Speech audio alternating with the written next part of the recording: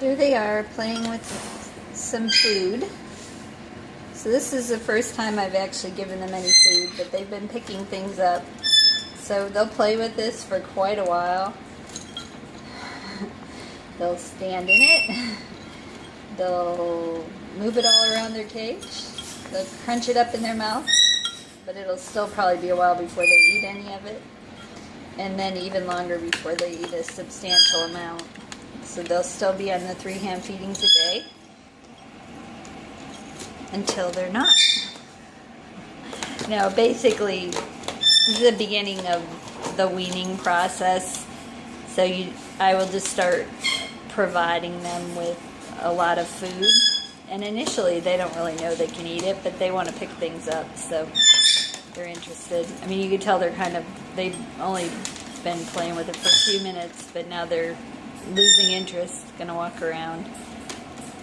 But we just keep doing that until they figure out it's food, and eventually when they eat enough of that, they're not hungry enough for their hand feedings, and you slowly start tapering off until they can maintain their weight just eating on their own. This looks like trouble. Know who that is, if that's Maverick or Yoshi. I'm guessing it's Maverick. Either way, it's gonna fly really soon. I would guess in the next couple days. It's hard to tell, but he's getting really brave. And let's see who that's Zoe coming over to the edge. I might have to go get them though. Not so worried about the bigger one.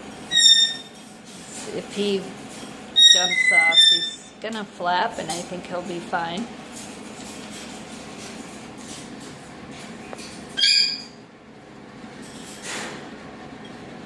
No, don't do it, baby, don't do it.